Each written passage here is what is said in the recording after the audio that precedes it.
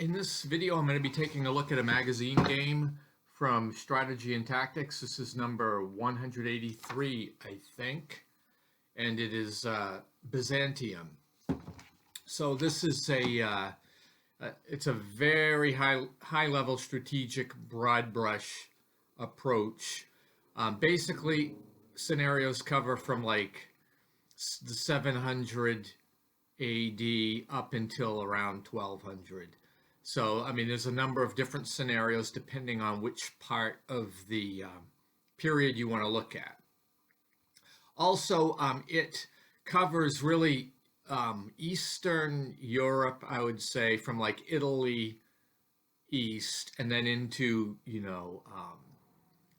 Anatolia. It has some of like the Balkan areas and the lower part of, where the Kiev and Rus were. So that's kind of the nature of it. The map is a David McElhannon map, which he did a lot of the maps in that era. They're ones that they look a little bit cartoonish, and I don't mean that in a disparaging way. I think they certainly had their place. And this game has its roots in like the 30 Years' War from Strategy and Tactics and the 100 Years' War, which had very similar systems. It's very broad brush. This happens to be a 4-player game, and it basically has the Muslim player, which also is the Turks, depending on what period you're in.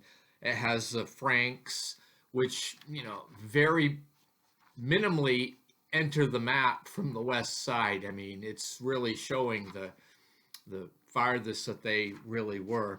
It has the Byzantines, which you would expect are central to this. And then it has a group called the Khazars, which cover, like your Budapest, that type of area of like Hungary, Bulgaria, and whatnot.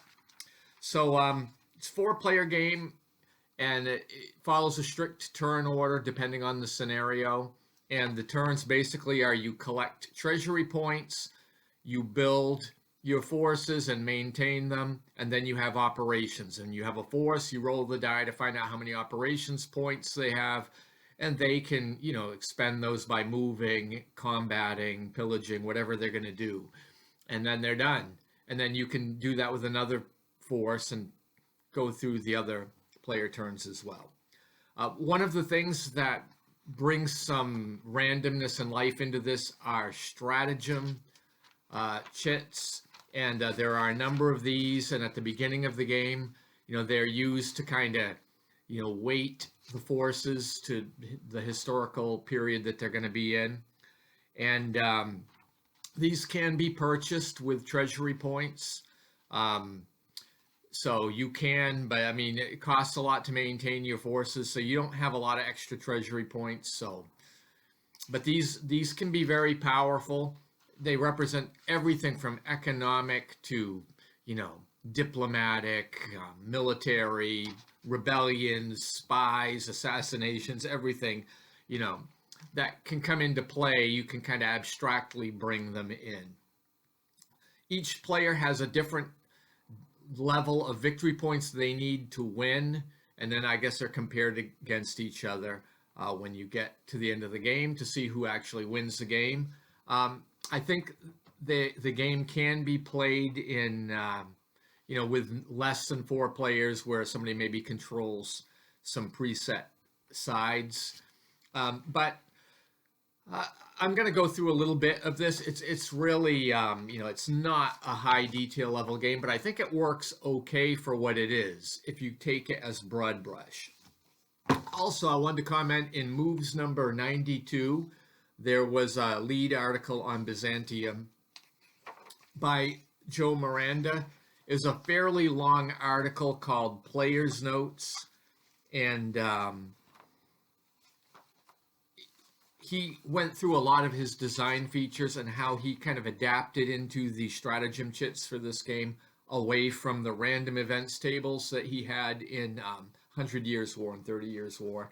He also goes through the scenarios and maybe how to approach them. Plus, he has 2 additional scenarios in here that you can add to the game if you would like. Anyway, I found the article interesting, so if you're going to play the game, it might not be a bad idea to have moves number 92 featuring Byzantium. Anyway, I'm going to take just a brief look at the game, so you can join me to the map if you'd like to. So I'm taking a look here at the first scenario in the game Byzantium, and it is titled Survival in the East. And it basically says in the magazine and the rules, this scenario covers the period of anarchy and Arab invasions in the early 8th century. It ends with the Great Siege of Constantinople and the victory of Leo III. So the game has yearly turns, and it starts in 711 AD and continues through 718 AD. So of course we remember in 711 is the year, toward the end of the year, that the Byzantine Emperor Justinian II, not to be confused with what I call the real Justinian, this fellow was, ended up getting what he earned. He was assassinated, I believe, in the end of 711. But it highlights the period of time that we're in here. So the way this scenario goes, the Muslim players first, the Byzantine players second, the Khazars are third, and the Franks are last. And the Muslim player seems to have the advantage, I think, during this period, this 9 or 10 year period, is when they made a lot of moves in capturing Anatolia, taking that away from the Byzantine Empire. So I started out, in 711 with the Muslims. They counted up their treasury points. They paid for a vast number of troops, so they didn't have a whole lot of forces left. And I decided not to use any strategy markers at this stage, but I did do some maneuvers, and I had some forces capture Anatolican and Cappadocia. So these are, I think they both produce 3 treasury points each, so they're fairly, important. They've been taken now away from the Byzantines, and with very little losses. This game uses 3 different combat results tables, and you basically don't do factoring in this game. It's the number of units you have, no matter what type they are, and if you attack, you roll on the combat table with how many units you're attacking with. That's basically how it works out, and depending on the type of units you have, you may have a choice of combat tables. So that's basically what happened. This was very successful for the Muslims at this stage. The second player was the Byzantine player. He was able to collect a number of treasury points, but he had to support quite a few units, and the 3 fleets that he has are expensive, but he did end up spending some treasury to buy a chit, a stratagem chit, and he got espionage. So I played that to kind of take a look at the Muslim chips to see what they have. And they had a religious conversion. They had trade concession, which I'm surprised they didn't use that. They have raiders from the east, and then they have subversion. So now at least I know what they have now.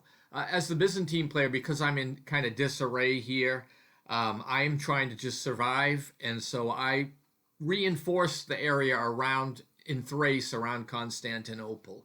I didn't really do a whole lot of attacking at this stage.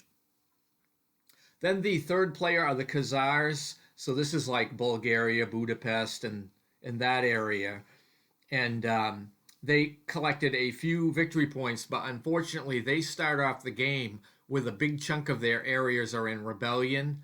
So the troops are flipped to the rebel side, and they really don't count. You can't collect any treasury there, and they're really not your units unless you can somehow get them back. So I did have one chit, and the chit that I had was a subversion marker, so I used it in a Magyar, And so there's rebels there. They're my units, but they're on the rebel side. And I was able to successfully roll on the subversion table and eliminate those rebel units.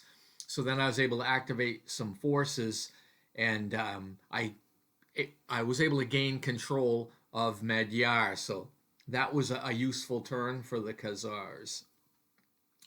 Then I had the Franks go. The Franks have a very minor appearance on this map. They're basically just in a western holding box, and they have they're in Lombardy, in what would be the Italian peninsula. So what I did do is I moved some forces into Benevento.